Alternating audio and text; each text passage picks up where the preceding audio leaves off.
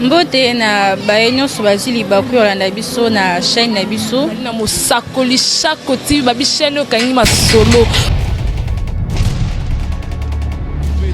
Auto ko sabuni pe tata asabuni pe Mosakoli Shako TV. Donc la chaîne eza vraiment pour éduquer masse Théâtre, maboki, ozala mate ya moko ya kitoko, film, zonzing. Ne rien rater de nos programmes. Soyez toujours là à l'actualité. L'actualité a un nom désormais, c'est Mosakoli Shako TV. Mosakoli Shako TV. Mosakoli Shako TV. Bonsoir. Bonsoir. Bonjour. Bonjour peuple de Dieu. Ça dépend de l'heure que vous êtes en train de nous suivre partout dans le monde. Je vous salue au nom de Jésus-Christ. Bien-aimés, nous sommes reconnaissants à la grâce de Dieu pendant ce temps que le monde est en train de pleurer. Et malgré cela, notre Dieu nous protège toujours. On n'a rien fait de l'extraordinaire pour faire plaire à Dieu, pour que nous vivions encore aujourd'hui. Rien de l'extraordinaire. Mais c'est parce que notre Dieu est en train de nous protéger par sa grâce seulement. Alors, ce que j'allais dire est ceci. La fois passée, j'avais parlé sur le mariage, le dialogue dans le mariage. Nous avons parlé sur le dialogue du mariage, il y avait plusieurs parties. Et maintenant, je vais conclure à ce dernier épisode comme partie 4, les conseils sur le couple. Bien-aimés, le mariage, c'est une institution. C'est une bénédiction. Mais il faut bien gérer pour ne pas avoir de problèmes sérieux dans le mariage. Pendant que nous étions encore des célibataires, on disait, ah, je vais me marier, en tout cas, je vais faire mon mariage. Ah, le jour que je vais faire mon mariage. Oui, c'est bien. En tout cas, c'est une très bonne idée. D'ailleurs, vous pensez à quelque chose qui est divine. Ça, vous avez totalement raison. Mais je pense que la fois passée, j'avais parlé sur le dialogue et j'avais montré plusieurs facteurs comment tu peux organiser votre mariage. Et ce que moi, j'allais conclure ce soir est ceci. Bien aimé, je vais lire seulement un verset biblique. C'est dans le livre de 1 Pierre, chapitre 4, verset 8. 1 Pierre, chapitre 4, verset 8. La Bible dit ceci. Avant tout, ayez entre vous une charité intense, car la charité couvre une multitude de péchés. Voilà. Ayez en vous une charité intense. Car la charité couvre quoi la Bible dit? Une multitude de péchés. Bien aimé, s'il y a la charité dans le mariage, même s'il y a des petites erreurs qui peuvent arriver, peut-être par les ondes de gens, peut-être par l'influence du milieu, parce que le milieu aussi joue un grand rôle. Vous allez voir la femme, par exemple, elle était en Afrique, elle respectait son mari, elle était une femme vraiment de témoignage, une femme de bonne qualité, une femme vertueuse, mais arrivée à l'Occident, la femme devient comme une folle. Elle répond à son mari, c'est comme elle parlait à un enfant ou bien à son enfant parce qu'elle est en Occident. Un homme, la même chose, par exemple. Parce que c'est toi qui as appelé la femme ici. Donc elle n'a pas droit à la parole. Non, regardez comment tu étais. Et elle était quoi? Elle était qui? C'est Dieu qui a organisé toutes ces choses. Mais s'il y a la charité dans les mariages, bien-aimés, vous allez réjouir les mariages. Les mariages, c'est une bénédiction. Mais c'est nous, les êtres humains, qui les rend mal. C'est pourquoi dans notre temps, il y a même des gens qui ont décidé de ne plus encore marier, de rester comme ça célibataire. Non. Oui, bon, ça dépend de vous. Mais c'est que moi, j'allais vous conseiller, bien aimé. Si tu veux être Paul, il faut être aussi un homme de prière. Mais, c'est que moi, j'allais vous conseiller, il faut se marier. Mariage, c'est une bénédiction. Dans le mariage, le secret pour construire votre mariage, c'est dire les choses. Il ne faut pas seulement agir sans demander le conjoint ou la conjointe. Parler, c'est demander des questions, c'est donner des idées, c'est dire les choses. C'est là où ça pose des problèmes. Non, parce que moi je suis tel, dans notre coutume, c'est nous qui décidons. Non, moi, comme je suis tel, comme nous sommes ici, c'est la femme qui décide. Bien aimé, vous aurez des problèmes sérieux. Tu vas, comme toujours, à se remarier jusqu'à ce que tu vas te trouver toi-même comme un malheureux ou une malheureuse. C'est dire les choses. Dans le mariage, il n'y a pas de secret. Dans le mariage, il n'y a pas que non, c'est moi qui est tel. Oui, ça on n'en convient pas, bien aimé. Parce que Dieu avait fait l'homme comme l'autorité à sa femme. Oui, c'est biblique. Et la femme aussi va se soumettre et l'homme va aimer.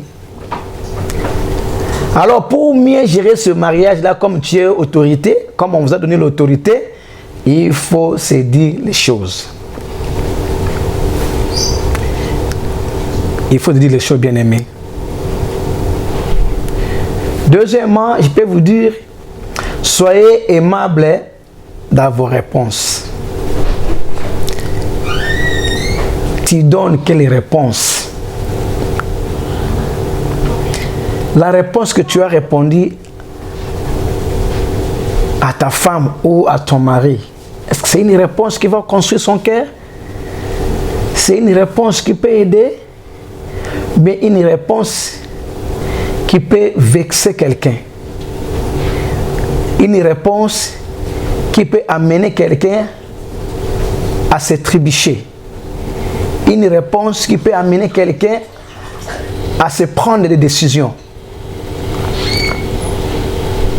Quelle réponse que tu donnes à ton conjoint? Quelle réponse?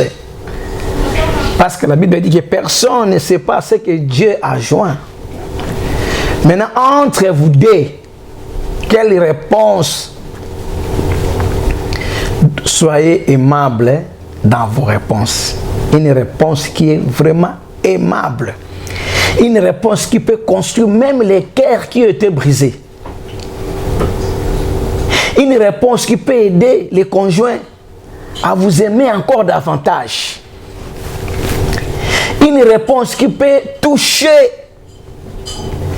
même les veines de quelqu'un. Non, ça vraiment, ça c'est ma femme, ça c'est mon mari. Merci Dieu de m'avoir donné ces cadeaux. Contrôlez tes réponses. Soyez aimables dans vos réponses. Troisièmement, je peux dire que être à l'écoute de l'autre. Il faut écouter.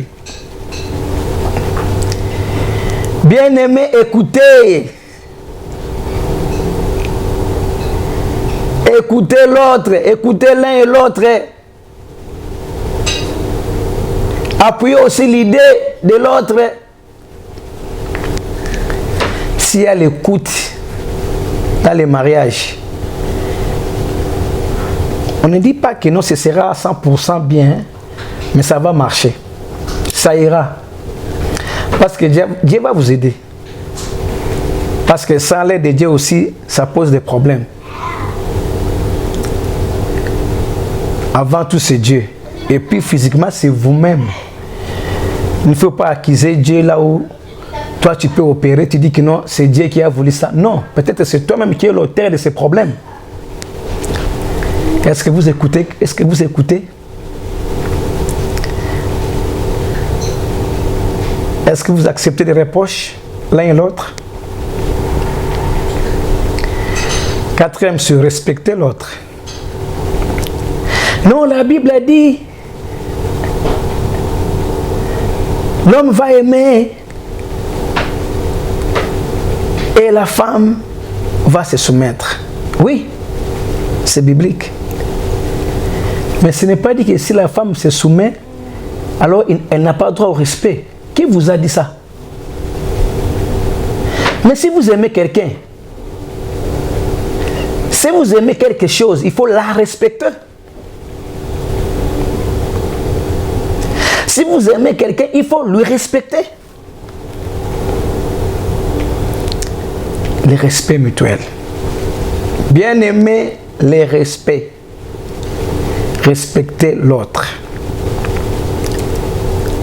Si tu vas respecter ta femme aussi, tu auras un homme heureux. Parce que la Bible dit que celui qui trouve une femme trouve le bonheur. La femme que tu respectes, c'est la femme là qui va vous donner le bonheur. La femme que vous aimez, c'est la femme qui va vous donner le bonheur. La femme qui est à l'aise dans tout ce qu'elle fait, dans son foyer, elle sent vraiment, elle se sent aimée. C'est là où l'homme, tu seras heureux. Je vous dis bien aimé, tu seras aussi aimé et heureux. Et vous allez voir ce bonheur que Dieu a promis à l'homme. C'est un cadeau que Dieu a promis à l'homme. Que non, les jours que tu vas se marier, tu seras un homme heureux. Vous allez voir le bonheur de Dieu. Le bonheur est là. Mais c'est un problème seulement de respecter l'un et l'autre. Si on dit aimer et soumis, le respect est là. On ne peut pas se soumettre à quelqu'un qu'on ne respecte pas. On ne peut pas aimer quelqu'un qu'on ne respecte pas, qu'on ne considère pas. C'est qu'il y a la considération.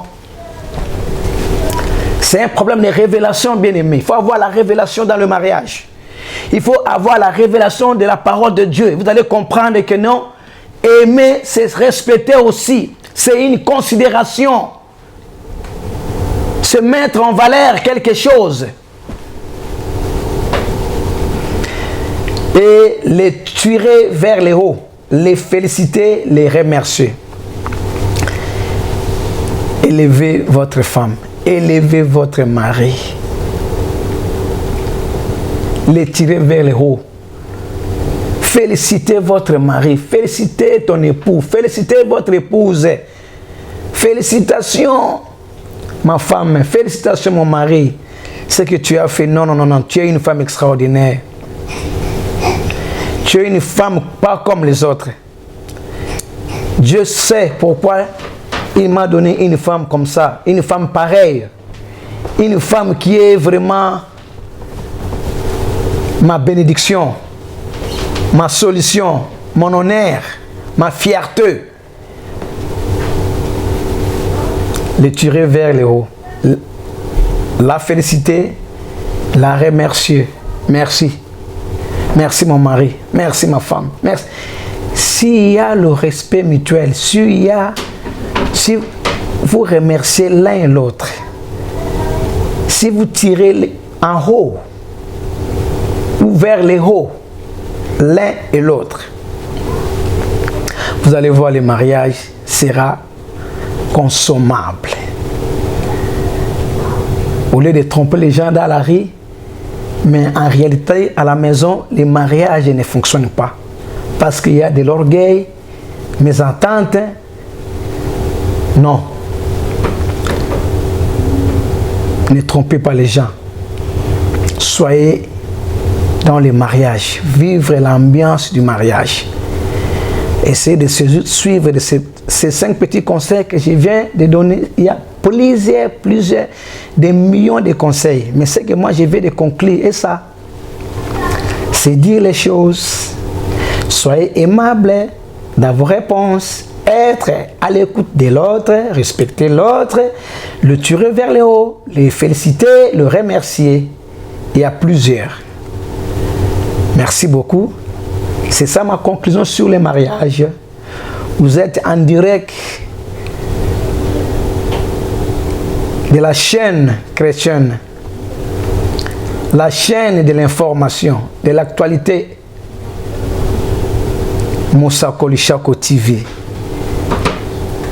Ici au Canada, précisément à Edmonton. Que Dieu vous bénisse. Je vous aime beaucoup. Soyez unis avec votre conjoint, car personne ne sait pas ce que Dieu a joint. Merci beaucoup. Je vous aime beaucoup, Pasteur Michel. Merci. Bye.